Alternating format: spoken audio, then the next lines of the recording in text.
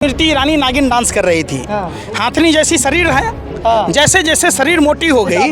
अरे ये बात बोल रहे हैं, अपमान है ना। ये चूड़ियां भेजा था, ये सम्मान था, ये सम्मान था। ये चूड़ियां सौभाग्य की प्रतीक है। और स्मृति ईरानी ने मजाक उड़ाया था चूड़ियों का, देश के बहन बेटियों के सुहाग का मजाक उड़ाया था। तब आपने नए सवाल पूछा, आज चूड़ियां कम पड़ गई क्या स्मृति ईरानी की? पदक के साथ प्रधानमंत्री कहती तो हमारी बेटियां डाल रहे थे, तो अब क्यों नहीं कर रहे? बहनों, मित्रों, इसरो अंतरिक्ष में फेंकता है, मित्रों पूरे विश्व में घूम घूम कर फेंकता है। फर्स्ट टाइम वोटरों से पुलवामा घटना के नाम पर एक वोट पड़ सकता है क्या? तो देश की पहलवान बेटियां जब यौन शोषण का आरोप लगाया तब ब्रजभूषण सिंह कह रहे थे कि मैं जब जुबान खोलूंगा तब भूचाल आएगा। तो ब्रजभूषण सिंह कोई ज्वालामुखी पहाड़ है जो विस्फोट करेंगे तो भाजपा पूरा हिल जाएगा। क्यों इतना देरी की गई? क्यों एफआईआर दर्ज नहीं किए गए? समझो, बरगलाने से नहीं काम चलेगा। आप एक ये साजिश षड्यंत्र प्रयोग का नतीजा है। इस तरीके के बयान दिलाए जा रहे, धर्मगुरुओं को मैदान में उतारने की धमकी दी जा रही है, तमाम तरह के धमकी दिए गए। अब मरता क्या नहीं करता, समझो। आखिर सुप्रीम कोर्ट के निर्देशानुसार ही एफआईआर दर्ज करने की ज़रूरत क्यों पड़ी? क्या आज़ाद भारत में सामान्य बेटियां तो दूर की बात है, जो बेटियां भारत का गौरव बढ़ाई, जिन्होंने तिरंगे का सम्मान बढ़ाया और विश्व के मानचित्र पर हम सभी 143 करोड़ भारतीयों को सम्मान दिलाया, उन बेटियों को अनदेखा क्यों किया गया? पहला सवाल। दूसरा सवाल कि क्या ब्रजभूषण शरण सिंह के जगह कोई दूसरे गैर धर्म के लोग होते तब भी क्या भाजपा, आरएसएस और आप जैसे देश के पत्रकार बंधु चुप और मौन रहते? तब तो आप उनके नाने के, दादा का, उनके 10 पूर्वजों का खाता खतियान निकाल लिए होते। सोचिए, यही बेटियां अगर पाकिस्तान की होती तब आप क्या कहते? देखो पाकिस्तान में हिंदुओं बेटियां खतरे में है। तो भैया ये देश की राजधानी है और हिंदू समाज की बेटियां हैं, हिंदुस्तान की बेटियां हैं। फिर आप मीडिया के लोग इस बात को क्यों नहीं दिखा रहे? ये सबसे बड़ा सवाल है। सबसे बड़ा सवाल है कि आज महीना पूरा हो गया धरने पर बैठे हुए, काफ़ी लंबे समय से ये चर्चा का विषय था और ये अपने लिए न्याय मांग रही थी। तो जब न्याय मांग रही थी तो पॉलीग्राफ टेस्ट, नार्को टेस्ट, तमाम तरह के जो टेस्ट होते हैं, इसका एक ही समाधान था। हाथ जोड़कर कहते, प्रधानमंत्री जी मन की बात में आते। प्रधानमंत्री जी की मन की बात समझते हैं क्या होता है? क्या? जली को आग कहते हैं, अब बुझी को राख कहते हैं। जिस बकवास को सुनकर देश की जनता का हाल बेहाल हो जाए उसे मोदी जी की मन की बात कहते हैं। कोरा बकवास है, सफ़ेद झूठ बोलते हैं। क्या 100 एपिसोड लोग सुन लिए? कौन सुन लिया? भाजपा का कार्यकर्ता सुना, बाकी देश का जनता थोड़े ना सुना। अरे भाई आप सुने थे, सुनो ना।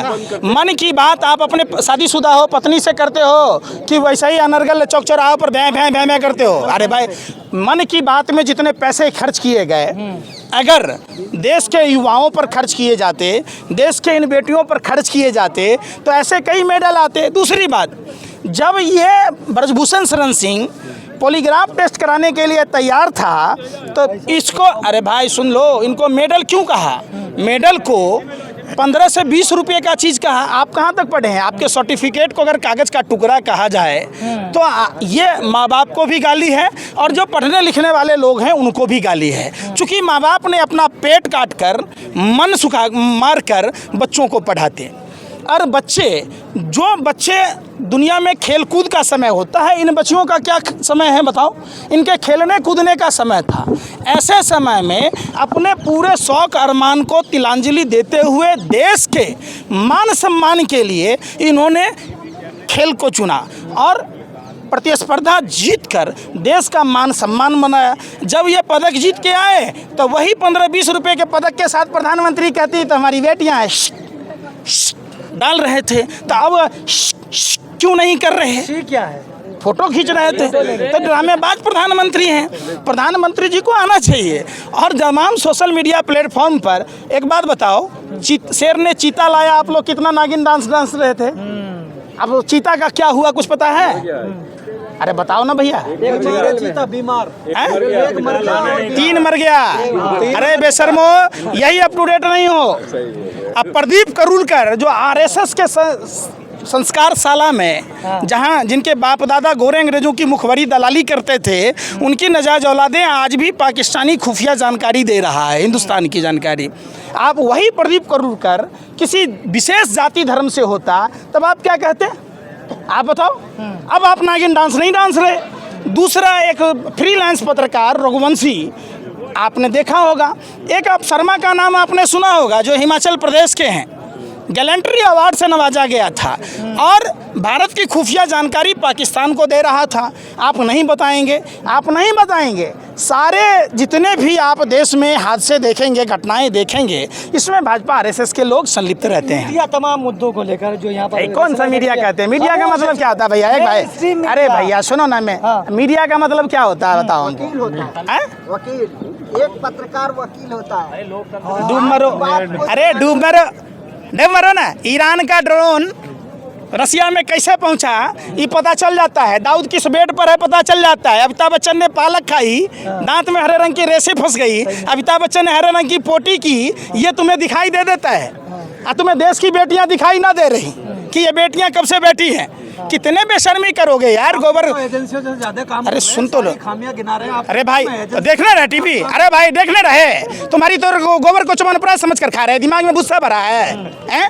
गोबर एक ऑलराउंडर पदार्थ है जो खेत में पड़ता है, खाद का काम करता है, चूल्हे में पड़ता है तो ईंधन का काम करता है, और दिमाग में पड़ता है तो आप जैसे अंधभक्त पैदा करता है। मीडिया डर, अरे भाई तो है ही मत सवाल पूछने का, पूछ लो आप। अरे सुनो ना, अरे कितने बीजेपी नेताओं का इंटरव्यू किया। पत्रकार का मतलब क्या है? जो शासन में सत्ता में है उसे सवाल पूछे हो। एक भी भाजपा विधायक सांसदों से इंटरव्यू करके ये पूछ लो कि क्या आपकी बेटियां भी देश के राजधानी दिल्ली के जंतर मंतर पर बैठी होती, तब भी क्या आप सबूत मांग रहे होते? तब भी क्या आप इंतजार कर रहे होते? तब भी आप क्या चुप और मौन होते? क्या पुलवामा घटना में जिन प्रधानमंत्री ने फर्स्ट टाइम वोटरों से, भाइयों बहनों मित्रों, इसरो अंतरिक्ष में फेंकता है, मित्रों पूरे विश्व में घूम घूम कर फेंकता है, फर्स्ट टाइम वोटरों से पुलवामा घटना के नाम पर एक वोट पड़ सकता है क्या? आज देश का फर्स्ट टाइम वोटर पूछ रहा है, प्रधानमंत्री जी ये क्या पता चल सकता है क्या 300 किलो आरडीएक्स किसके थे, 50 किलो जेलेटिन किसके थे, वो कार किसकी थी, डीएसपी देवेंद्र सिंह पर कार्रवाई क्यों नहीं हुई? जब सीआरपीएफ के अधिकारियों ने चिट्ठी लिखी तो एयरलिफ्ट क्यों नहीं कराया गया?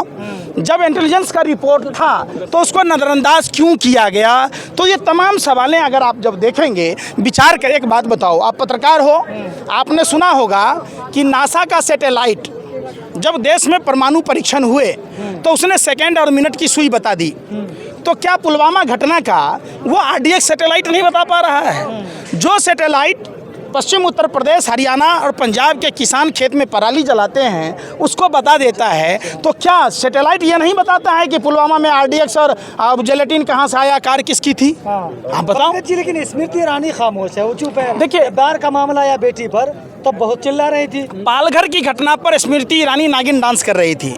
हाथनी जैसी शरीर है, जैसे जैसे शरीर मोटी हो गई। अरे ये बात बोल रहे हैं, अपमान है ना। ये चूड़ियां भेजा था, ये सम्मान था, ये सम्मान था। ये चूड़ियां सौभाग्य की प्रतीक है।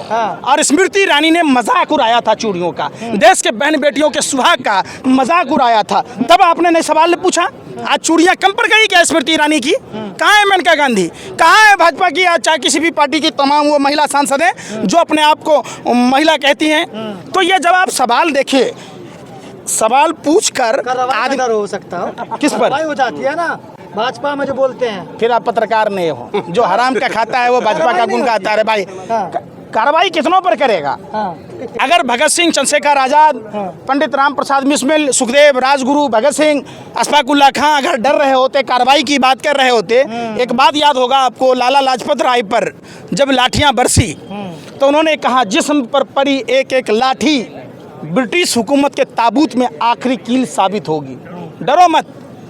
हमारे बाप दादाओं ने गोरे को भगाया था, हमें इन काले अंग्रेजों को भगाना है जो अपने ही मुल्क में रहकर अपने ही मुल्क को बदनाम कर रहे, अपने ही मुल्क को लूट रहे हैं।